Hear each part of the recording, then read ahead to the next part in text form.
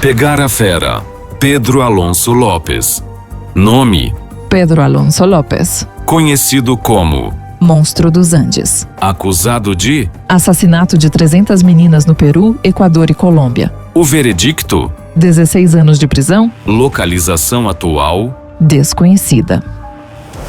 O monstro dos Andes confessa: vou continuar matando. Esse degenerado assassinou 300 meninas. Alguns meses antes, em uma prisão equatoriana localizada nos Andes, a uma altitude de 2.500 metros acima do nível do mar, Pedro Alonso Lopes, um colombiano, um monstro em pele humana que confessou ter matado 300 meninas a sangue frio, e Ron Leitner, um jornalista do Chicago Tribune, sentaram-se frente a frente. Este último só conseguiu tirar uma foto de Lopes em um primeiro momento.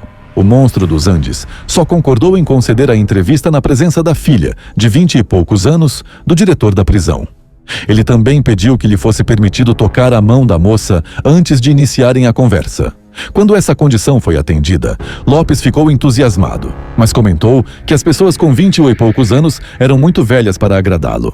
Ele então começou a falar sobre sua vida e as chocantes predileções e crimes que havia cometido. Eles tiraram minha inocência quando eu tinha 8 anos. Decidi fazer o mesmo com o maior número possível de meninas. Pedro Alonso Lopes nasceu em 8º de outubro de 1948 na cidade colombiana de Santa Isabel, sendo um dos 13 filhos de uma prostituta local. Sua infância foi marcada por extrema pobreza, e o pequeno Pedro às vezes via sua mãe enquanto ela trabalhava. Um dia sua mãe flagrou o filho de 8 anos experimentando as práticas sexuais que havia visto nela e visitando homens em uma das irmãs dela.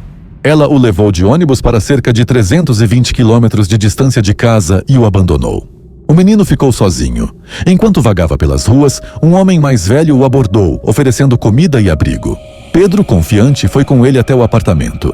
Lá, foi estuprado e depois expulso para a rua. A partir de então, passou a se esconder em barracos, saindo apenas em busca de comida, geralmente em lixões.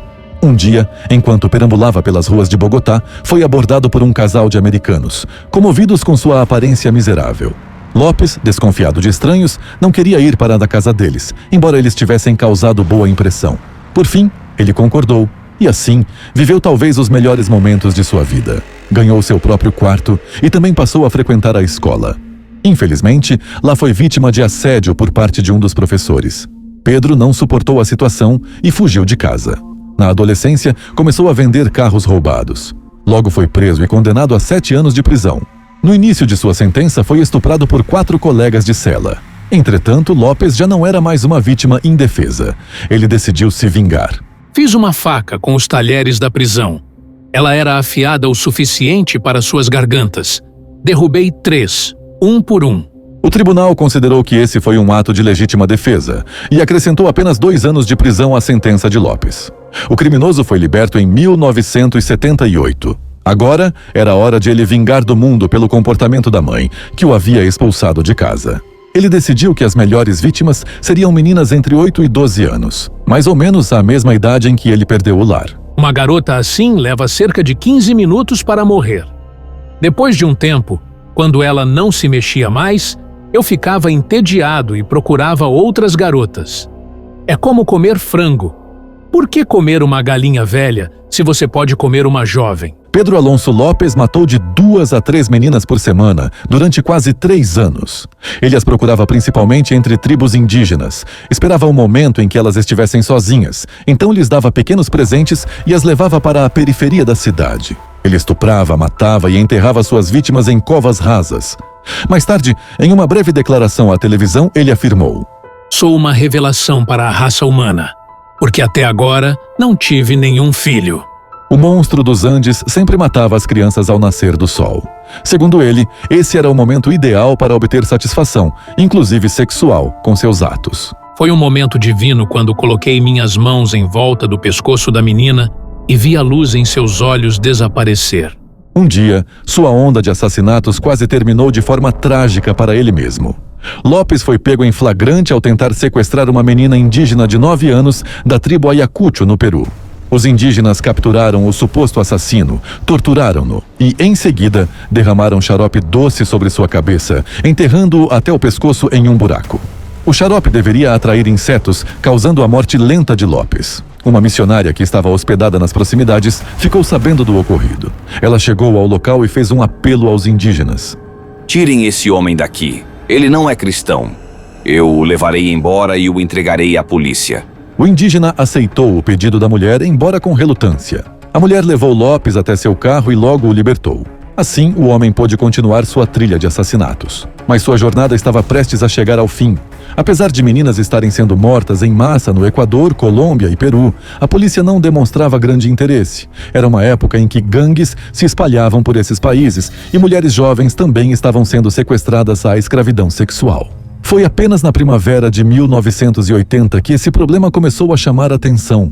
Durante uma grande enchente perto da cidade equatoriana de Ambato, os corpos de 4 meninas desaparecidas emergiram do solo. Bastou um breve olhar para que a polícia local concluísse que elas haviam sofrido uma morte criminosa. Alguns dias após essa descoberta chocante, uma moradora de Ambato foi a um mercado próximo com sua filha de 12 anos. Em determinado momento, a mulher percebeu que um homem estranho estava tentando raptar a menina. Pessoal, peguem-no! Ele sequestrou minha filha! Gente! Pedro Alonso Lopes foi capturado e entregue à polícia. Inicialmente, ele permaneceu em silêncio completo. Os policiais então recorreram a um ardil. Eles pediram a ajuda de um padre que, disfarçado de prisioneiro, deveria acompanhar Lopes até sua cela e fazê-lo confessar. Mas acho que você não matou ninguém, Pedro, não é? Bem, na verdade, este aqui, eu o matei. Quem? Não, cerca de 100 meninas na Colômbia, o mesmo número no Peru, e ainda mais no Equador. As histórias de Lopes eram tão drásticas que, antes do fim do dia, o clérigo pediu aos guardas que o deixassem sair da cela. Ele não suportava ficar no mesmo cômodo que aquele monstro. Embora o preso tenha confessado todos os crimes depois de conversar com o padre, os policiais não acreditaram em seu testemunho. Irritado e furioso, Pedro Alonso Lopes foi levado aos locais onde acreditava que as meninas estavam enterradas. Quando os policiais descobriram os primeiros esqueletos, perceberam que estavam lidando com a verdadeira fera. Lopes apontou um total de 57 restos mortais de meninas escondidos em vários locais. Ele se gabava de ter matado muitas outras crianças, mas o restante dos esqueletos pode ter sido espalhado por animais selvagens ou levado pela água. Eu sou o homem do século, nunca serei esquecido. O julgamento do monstro dos Andes foi excepcionalmente curto. Suas ações revoltaram milhares de pessoas. Eram absolutamente inimagináveis para uma pessoa comum. Se ele fizesse algo com qualquer uma das minhas filhas, eu o mataria. Apesar disso, a sentença proferida foi ridiculamente baixa. Pedro Alonso Lopes, capturado e julgado no Equador, que era conhecido por suas leis liberais em relação aos criminosos, foi condenado a pensar apenas 16 anos de prisão.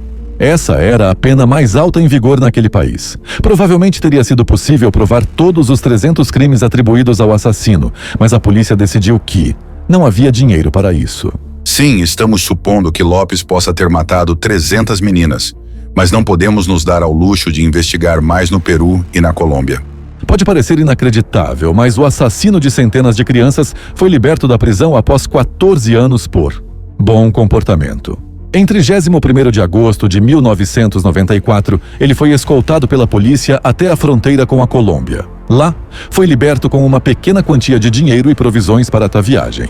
Lopes sabia que a lei na Colômbia não era tão branda quanto no Equador, então voltou para o país. Foi então capturado e entregue às autoridades colombianas, que o encarceraram em um hospital psiquiátrico em Bogotá. Em 1998, Lopes foi declarado curado e novamente posto em liberdade.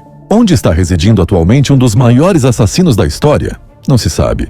Em 2002, alguém cometeu outro crime horrível na Colômbia. Alguns indícios apontaram para Lopes. A Interpol emitiu mandados em seu nome, mas, infelizmente, até hoje ninguém conseguiu localizar o rastro do assassino solto. Maria Poveda, uma de suas possíveis vítimas, espera que o monstro dos Andes já esteja morto. Alguém fará um favor ao mundo se matar esse demônio. Ele não sobreviverá por muito tempo na natureza. Talvez a polícia da Colômbia ou do Equador já o tenha matado. Se sim, espero que ele tenha sofrido. Pedro Alonso Lopes não tinha medo da morte, nem da sua, nem da das vítimas que levava. Em uma famosa entrevista de 1980 ao Chicago Tribune, ele confessou: O momento da morte é realmente emocionante. Um dia, quando eu for liberto da prisão, sentirei esse momento novamente. Ficarei feliz em matar de novo. Essa é minha missão. Pegar a fera.